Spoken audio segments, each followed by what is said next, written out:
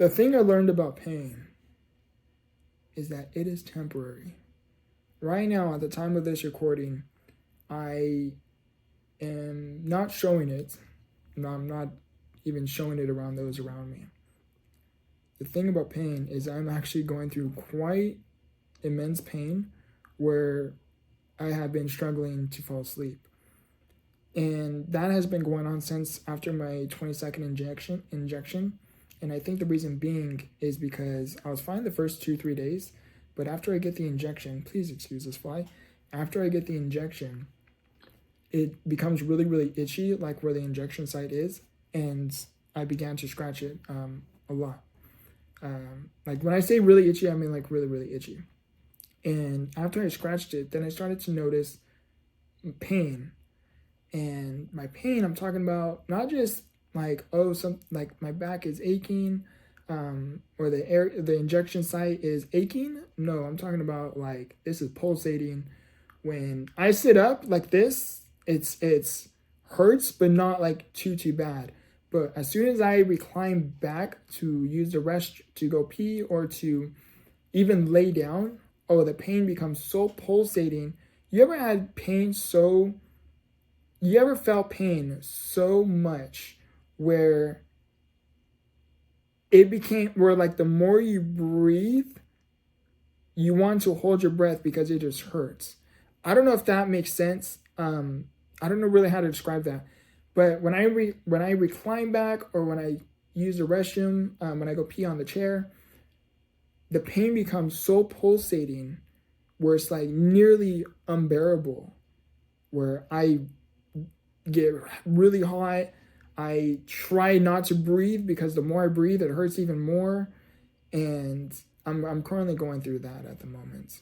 And this happened last time. For those of you who have been following me for quite some time, is you know that my previous injection, which was in December, you will know that I had went through this phase. And however, last time I actually had to go to the hospital twice, and they had to give me, they did a CT scan. They did an x-ray showed nothing. Then they did a CT scan. CT scan showed, I think inflammation. I think it was inflammation, or pinched nerve, one of the two. And then they had to give me a steroid shot, and then they also gave me pain medication through the vein, and that helped a lot. So I'm thinking by me reflecting off of my last experience to now, I'm trying to think, okay, could that have been prevented? Because the medical professionals and everyone involved during this procedure, it was not their fault. There's literally nothing that they did that could have been improved or could have been prevented from me feeling this way. It's nothing on their end. I wanted to highlight that quickly on this video as well. I think from just my own observation from reflecting, you literally learn as you go. And the way I think is anytime I feel something or anything that I come across, I'll try to understand why. In this context of the video, I started to feel the pain like nearly exactly the way I was feeling the last time. So now it has my attention as to, okay, why am I feeling that? Why am I feeling like this? How can I maybe prevent this? Or what could I do to maybe prevent this from happening again? And this is my only second time. So by me having this second experience, I'm able to reflect off of the first one in hopes that the third one, I'm able to prevent the way how I am currently feeling now. So but by my own observation is after I had the injection, I was fine. Like I had my injection, I was fine, I was okay. I had a headache, but that's like normal, not just for me, but for a lot of people who take Spinraza through the lumbar puncture when they get it administered that way. And as I was reflecting on it, I was thinking, okay, you were fine like the first 2-3 days, like you were okay after the injection. Like you weren't, yes, you had a headache, which again is normal. It's my normalcy. It's expected after every injection. But as soon as I started to scratch the area of where the injection was, then literally like maybe, I think it was like the next day, I want to say maybe that night, but I don't believe it was that night. I'm gearing more towards the next day. As soon as I woke up, I felt fine. But as soon as I sat up, that's when I started to feel the pain again. So I'm starting to think, and this is from my own observation, I can't say 100% this is it. I won't know until my next injection, really. But as soon as I started scratching the area, because it was, you ever had a scratch where one, it just doesn't go away, but two, when you scratch it, it feels good, where like, you're like, okay, I can bear through, the itching afterwards. I don't know, you ever had a scratch like that? And I had a scratch like that. But me having the scratch like that is I would scratch it so much where I ended up waking up the next day and I started to feel the way how I felt the first time with my back. And it is getting better now, thankfully, fortunately. But I'm starting to think the reason why I think I am going through this experience is because, again, I was fine the first 2 to 3 days. I was okay. I was fine. That I experienced nothing out of the ordinary.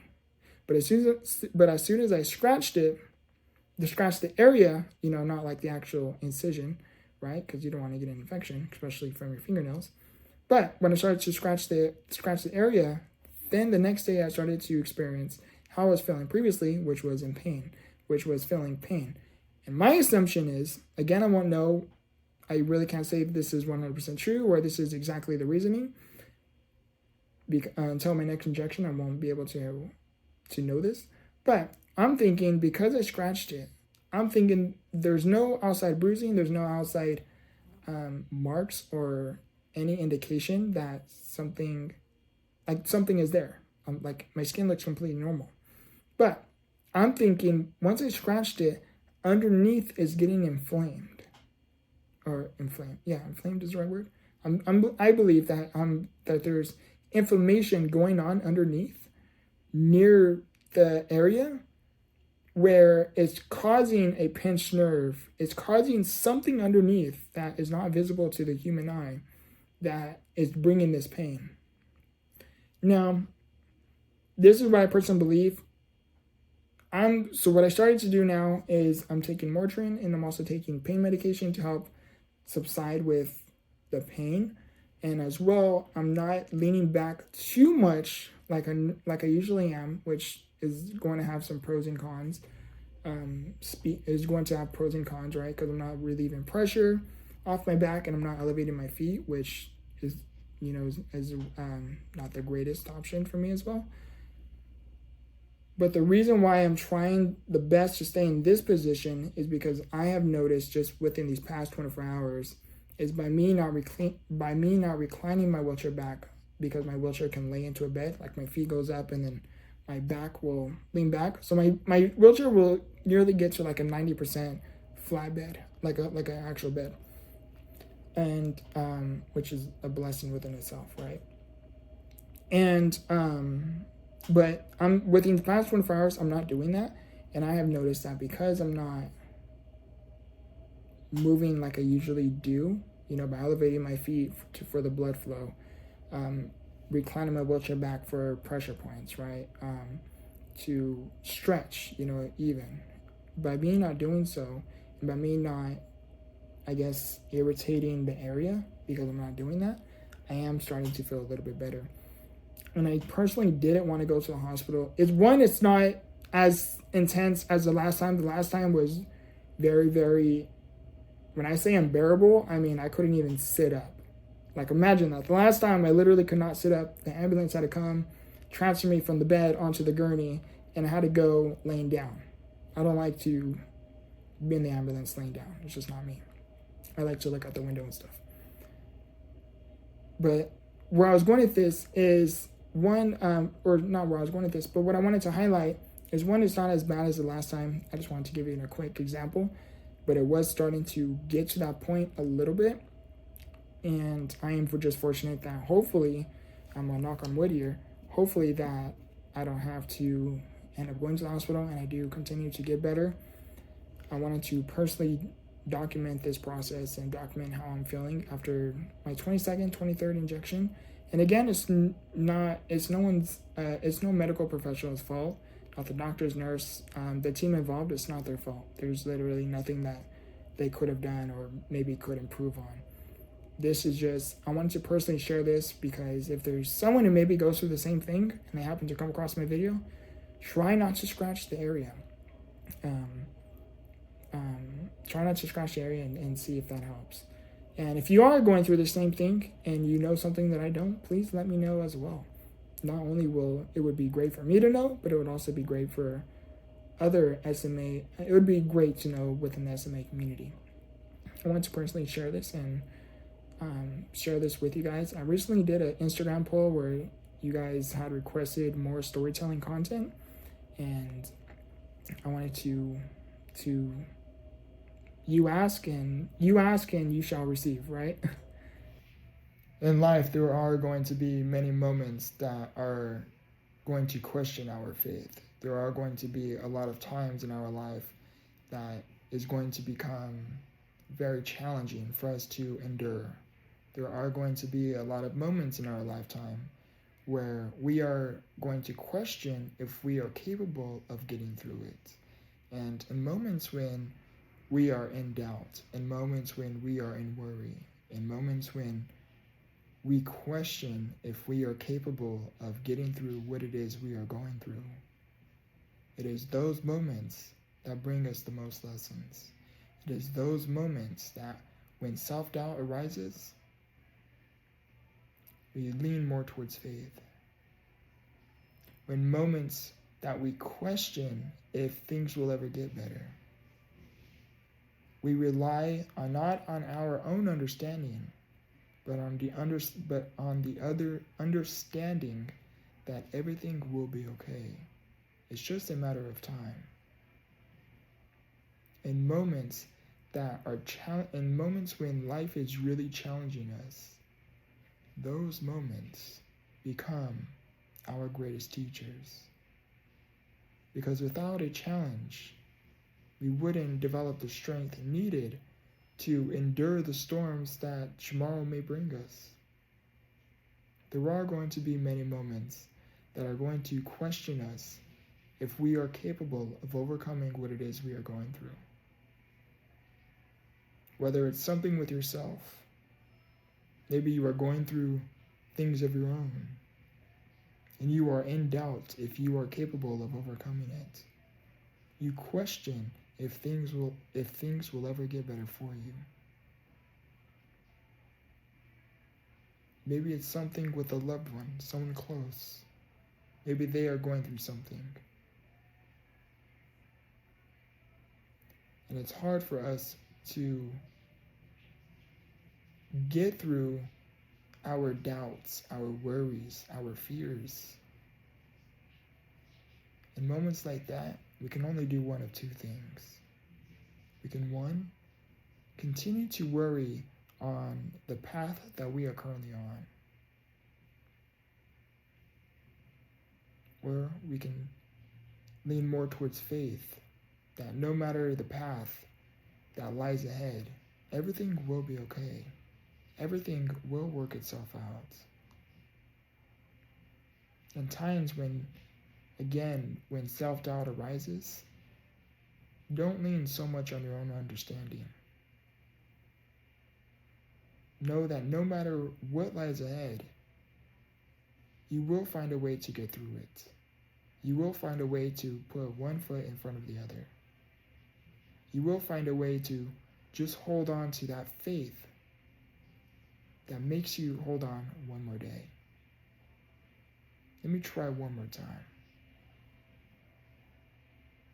No matter what it is you are going through, do not rely on your own understanding. Have faith that no matter what it is you are going through, no matter what it is you may be going through, or no matter what it is that life may be bringing you,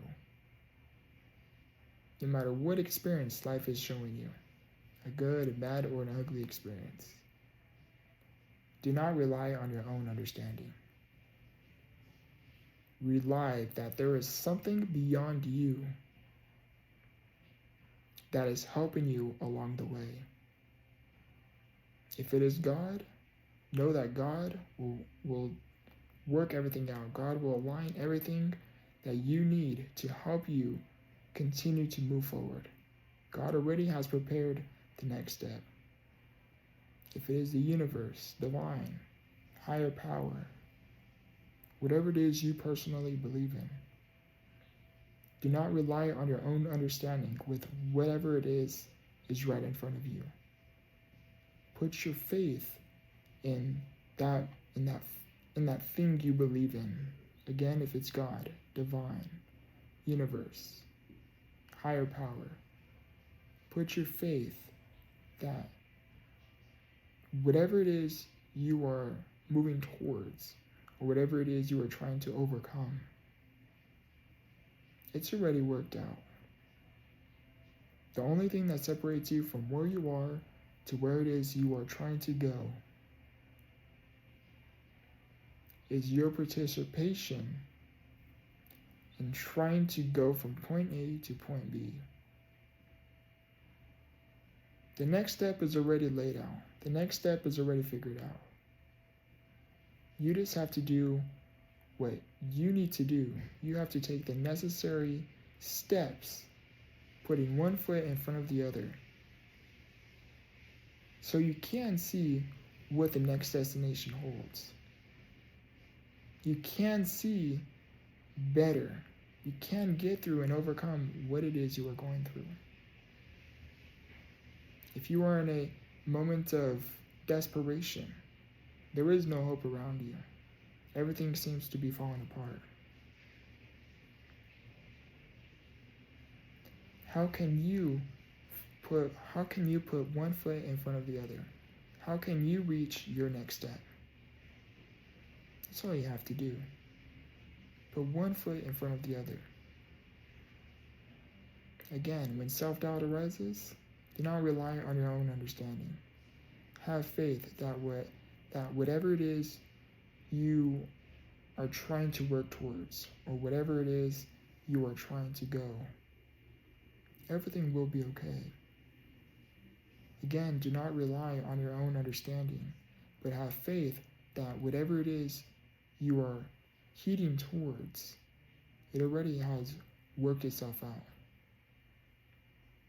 There is something that you are currently going through that is preparing you for what's to come. What that is, we don't know. But I can tell you this. There has been many things, many moments within your life that you too had questioned if you were capable of overcoming it.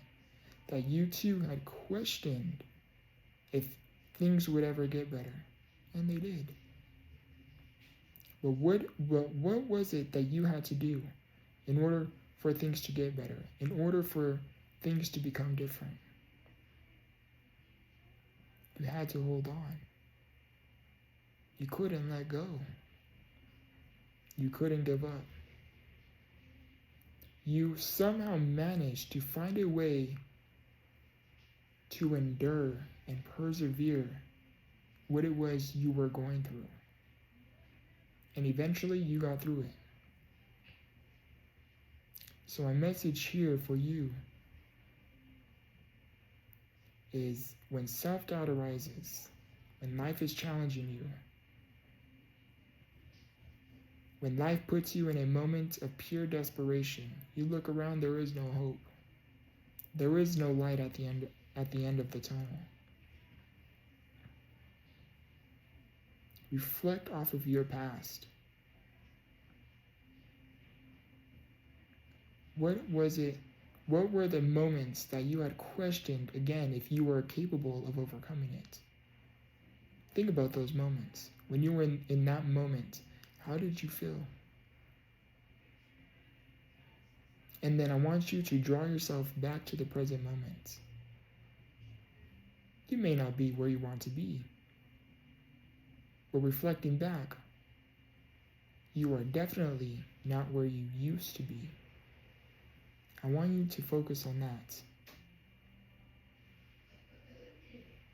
Continue to endure, persevere. Have faith that everything will be okay. But again, you cannot expect anything to change if you are not changing. To put it simply, nothing changes if nothing changes. What can you do to reach that next step? What is it that you need to do to help you get to that next destination? How can you go from here to there? What is it that you need to do?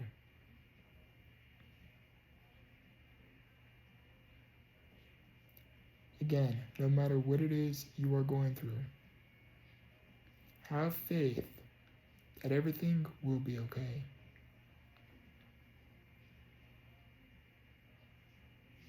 Don't just take my word for it. Reflect off of your past and see how far you have come. You are resilient.